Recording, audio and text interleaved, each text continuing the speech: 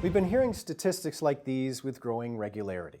The top 1% of Americans controls 42% of the nation's wealth. The wage gap between CEOs and average workers has grown to 587 to 1, and the top 1% pay state taxes around 5.4%, while the bottom 20% pay almost 11%, double that of their counterparts at the top of the economic pyramid. How have we come to this place of such drastic inequality, and what can we do to restore some measure of balance? Joining me today to discuss such questions is Les Leopold, co-founder and director of the Labor Institute, a nonprofit educational organization that designs programs on occupational health and safety, the environment, and economics for unions and community groups. He is also the author of 4 books, most recently, Runaway Inequality, an activist's guide to economic justice. Welcome, Les. Thanks for joining us. Thanks for having me. All right, so let's maybe actually start back a ways to understand where we are today.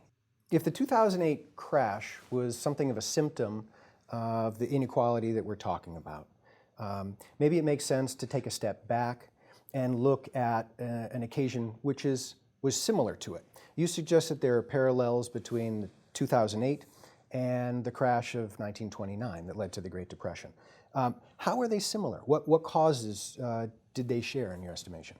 Actually, it's kind of simple. If you take your foot off the neck of Wall Street, you will get a crash.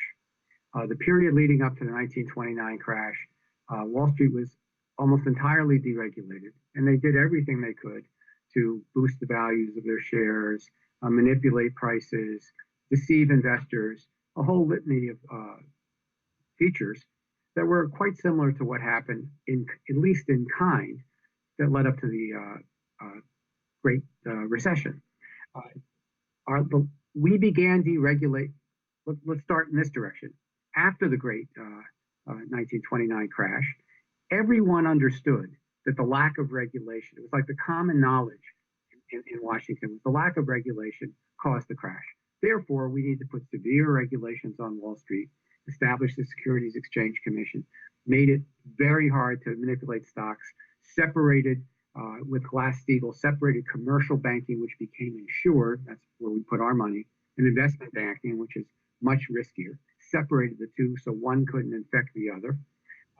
This was all in place, and we had a quarter of a century of virtually no economic meltdowns. Then there was a big movement to deregulate that began in the 1970s. 1970s was a very tumultuous period.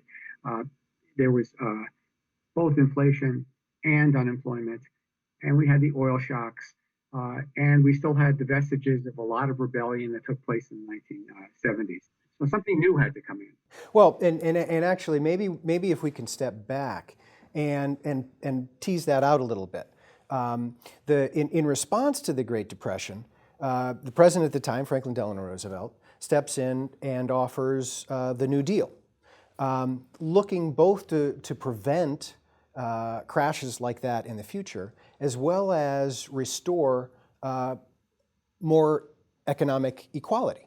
So sort of, can you offer a little bit in the way of what did he do? What did he institute that shifted sort of the playing field as it existed at the time? I want to differentiate 2 pieces.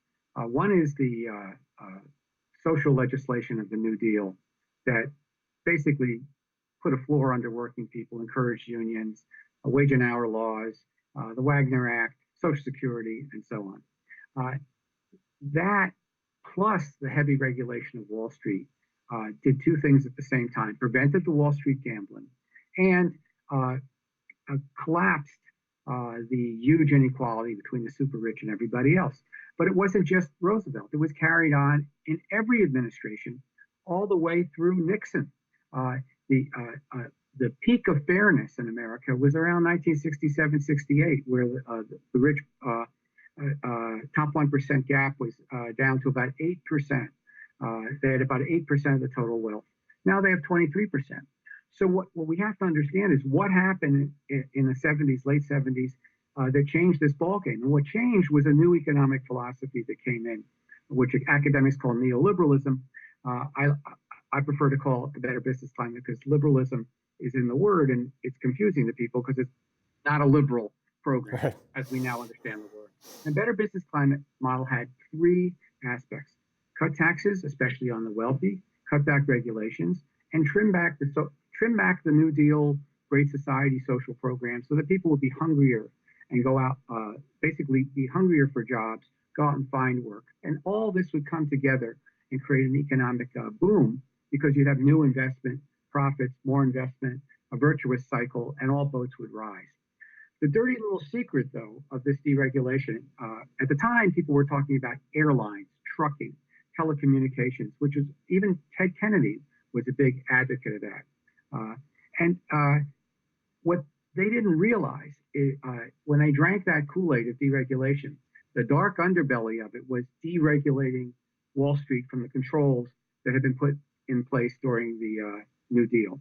And that turned out to be an unmitigated disaster. As those controls were pulled off, you saw, starting with Carter and interest rates for credit cards were deregulated, then the savings and loan industry was deregulated, and then all manner of stock manipulation was basically deregulated, which led to a rapacious period of corporate rating of firms, which saddled them up with debt, pushed jobs overseas. A disastrous downward cycle took place, but it was clouded over because the wealthy went along with it because that's when the gap increased.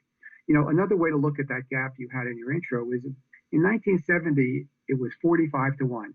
Think about what that means. One car for you, 45 for a top 100 CEO.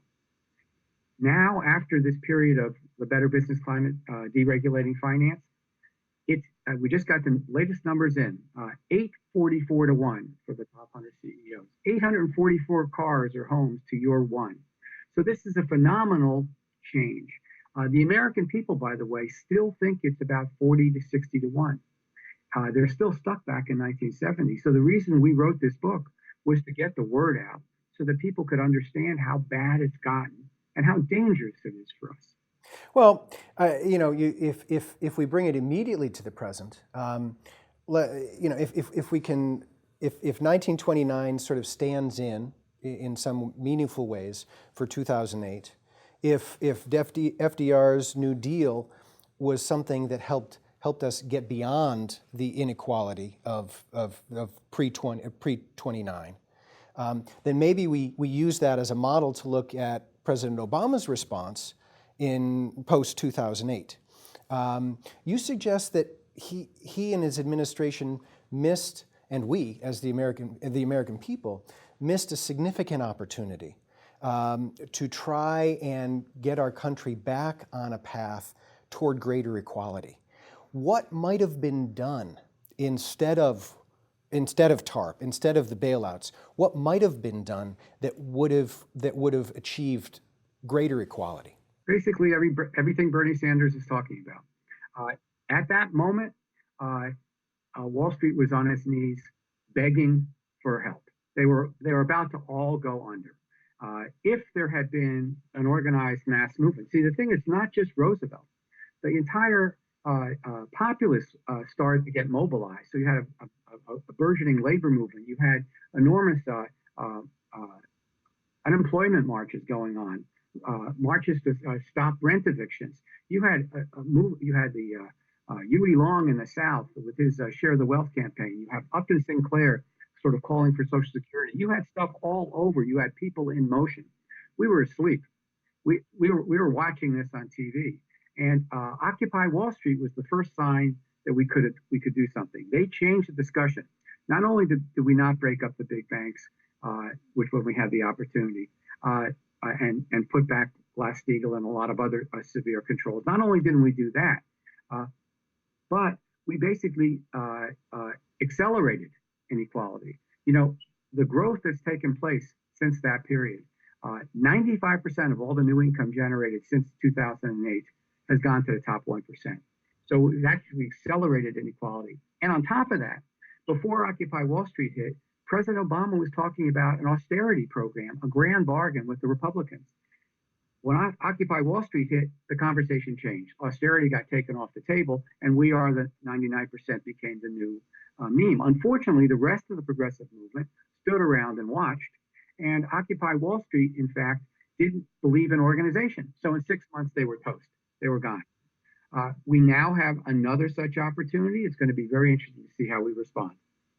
Well, and let's speak a little bit to, although you suggested who a candidate would be who's looking to get us towards a path of equality. Let's think about the planks for such a presidential candidate, and allowing people to make their own decisions. But what are the planks? What are the goals? What are the issues that a president who is championing greater equality amongst Americans, what is he or she going to be advancing as their vision for the country? Well, first, I want to say that when I wrote this book, I had no idea Bernie Sanders was running. I didn't even know what his planks would be. I don't think he knows who I am. This was just parallel play going on here. But let me say that any platform for the future needs to be divided into two parts. One are the policy platforms, and the other is the mobilization you need to get it. I can give you a very nice policy platform, which is not that different from Sanders, but the chances of achieving it are zero if we don't mobilize. So I'll give you one example that I put forth about 7 years ago, which was a small financial speculation tax, a small tax on stocks, bonds, and derivatives, and then use that money to provide free higher education at all colleges and universities, 2 years to graduate school. Much as Northern Europe has virtually that program in place. They also are going to, several of those countries are going to be passing a financial transaction tax, and Britain's had one for a long time. Totally manageable, administratively, operationally, all manageable. But it's not achievable without a mass movement. And we need to learn again how the populists did this in the 1880s. They had 6,000 educators running around the country providing an analysis of their version of runaway inequality, their version of Wall Street's aggression upon them, and their solutions, which were public banking, cooperatives, public control of railroads and means of communication. They wanted to get control over the economy, and they spread the word. We would need 30,000 such educators. This book, Runaway Inequality, is part of that educational infrastructure. And all the proceeds from this book go back into that educational campaign. And so we're trying to help, we're working with a bunch of unions and community groups to build a national economic infrastructure. And we started training trainers a couple of weeks ago. And we hope to field 100 of those 30,000 that we need by the end of the year. Well, and you've imagined where my next question goes. Certainly, regardless of who we have as a president, and certainly the president can establish a very important policy tone and either lead or get in the way of people who want to achieve greater equality. But certainly you suggest that this is absolutely a citizen-led movement, that it's not led from the top, it's led, quote unquote, it's led from the bottom. Yes? It requires structure. Okay. Occupy Wall Street feared structure. They did not like hierarchical organization of any kind, even if it was democratic. They thought that a kind of spontaneous political combustion like the Arab Spring would change the world. Well, the Arab Spring in Egypt, you got the Muslim Brotherhood. They were extremely well organized. The mass uprising was not organized. So we need structure. We need state, local, national organization, a common organization. You should be able to go anywhere from, Macon, Georgia to Arlington, Massachusetts, and be able to join a chapter and participate in political dialogue, and then be part of the process of pressuring our plutocracy. It's not a democracy anymore. Pressuring our system to be responsive. That's going to require real organization, and it requires that the progressive movement comes out of its silos. This generation, our generation, is fractured into a series of issue-oriented silos with to-do lists, and tremendously talented people are involved in these organizations, but they They worry about raising money and organizing themselves. We have to make those silos porous.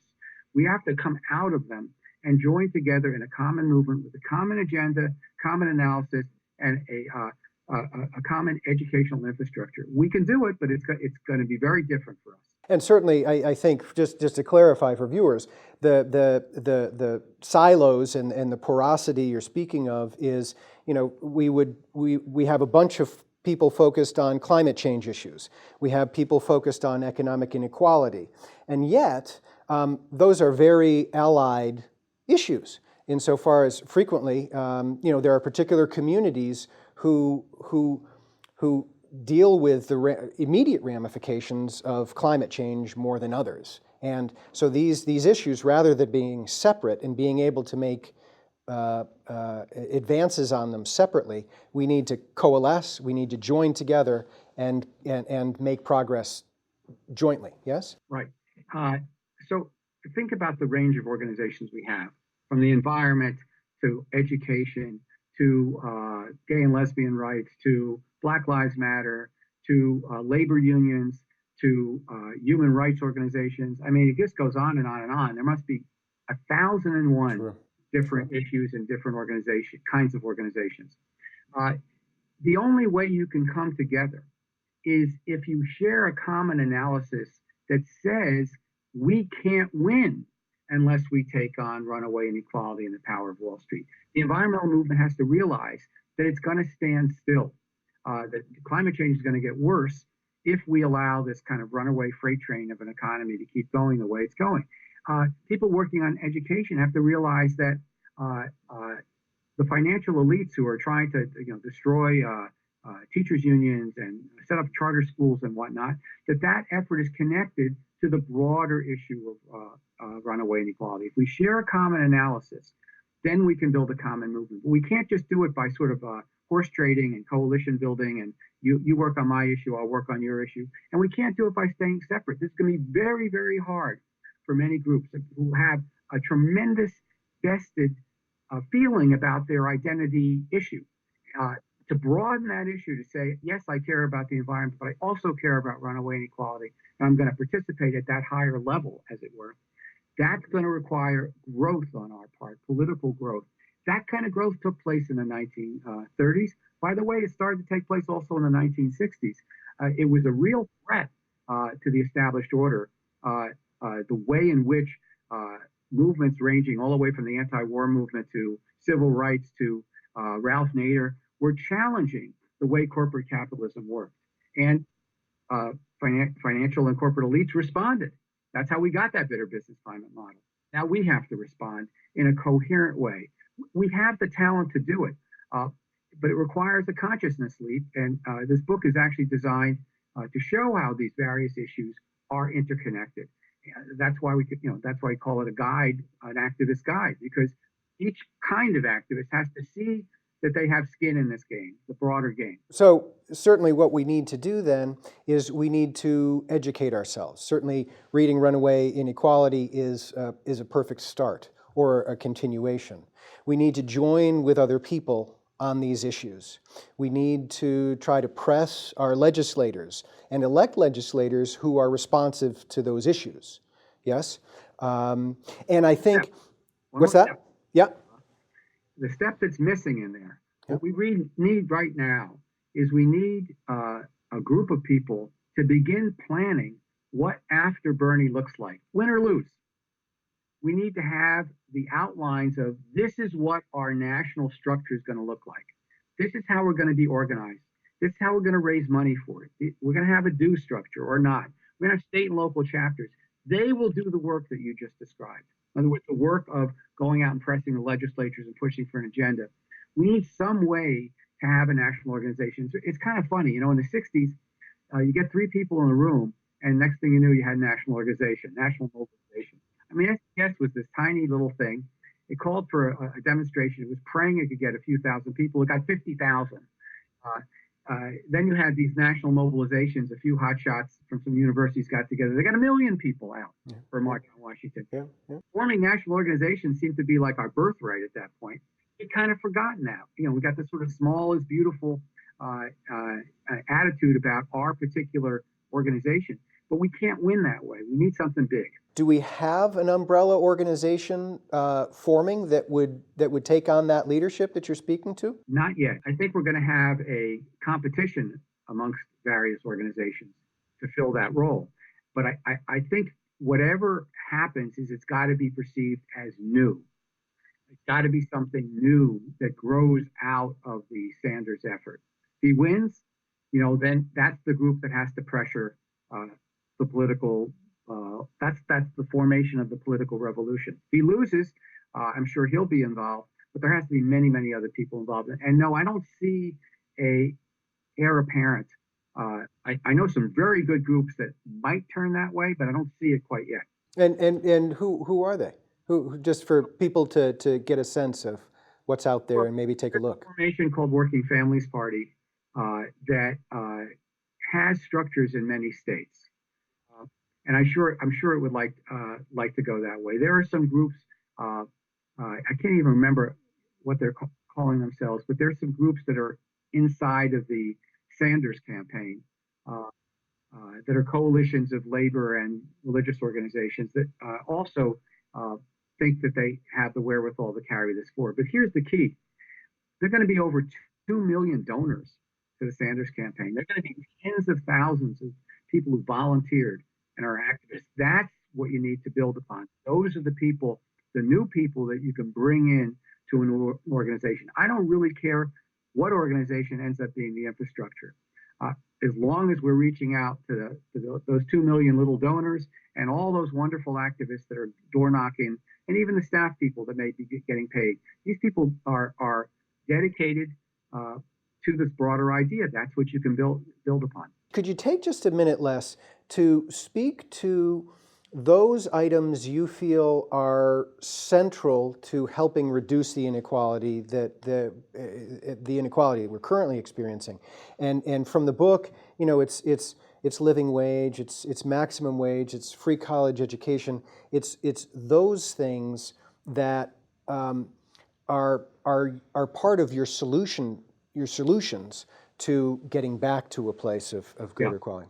Yeah, let me focus on it this way with a little bit of a lead up. Between World War II and 1980, there was no premium for working on Wall Street. In other words, given your experience, your education, and so on, whether you work for J.P. Morgan Chase or whether you work for General Motors, it didn't matter. You got approximately the same amount of income. After that, there was this enormous jump in from deregulation of finance. Working on Wall Street, you earn twice as much, 3 times, 4 times as much as non-financial sector. So the money got to Wall Street by 2007, just before the crash. 40% of all corporate profits were on Wall Street, even though only 5% of the workforce was there. We got to get it back. It got there through a process that I described in the book called financial strip mining. We got to get it back. So the ways to get it back are obviously a high marginal income tax. I mean, during the Eisenhower administration, it was up to 90%, went down to 70% by Nixon. I mean, we could certainly get it way up there again. That would help. But the financial transaction tax is absolutely key because it moves money from the financial sector into what we call the real economy. In addition, we have to do something about the money that's parked offshore. By some estimates, it's roughly $21 trillion of corporate and individual wealth that's parked offshore. And we're losing about $150 billion a year in taxation. We got to bring that back. Those two things would be fantastic. Switzerland had an interesting idea. They tried to pass a referendum called 12-1. They said that no CEO should earn more than 12 times the average employee of his or her company. And it was neck and neck going down the stretch in that referendum. And then they did lose 2-1, but 1 million people voted for it. If you ask the American people what they think a fair ratio is, a strong Republican says, when you have them calculate the numbers, it comes out to be 12-1. A strong Democrat says 5-1 for an average of 8-1. Now, another plank in this whole proposal that's critical is our public banks. Bank of North Dakota, a populist relic, by the way, owned by the people of North Dakota. It's a civil service job. The guy who runs it makes 260 grand a year. It's the most profitable bank in the country. And the ratio between the top earner and the average worker is 8-1, just what the American people think is fair. They lost no money during the Great Crash. They provide, for every $100,000 they loan out, they demand that one new job is created in the state of North Dakota. We need 49 more public banks. Every state should have one. And that would also go to a long way, draining some of the wealth away from the most unequal institutions in the world, which are the financial institutions on Wall Street. There is unquestionably, having given a very close read to Runaway Inequality, there is loads more we could talk about.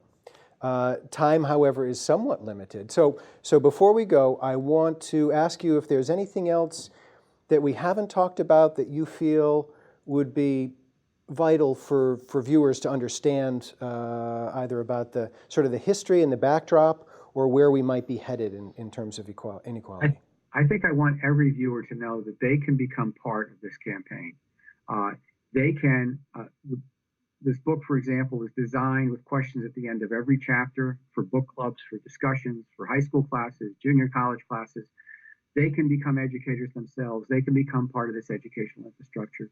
There are endless tasks for us all to do, and we all can be part of what I think would be a grand solution. It may take a generation for us to get there.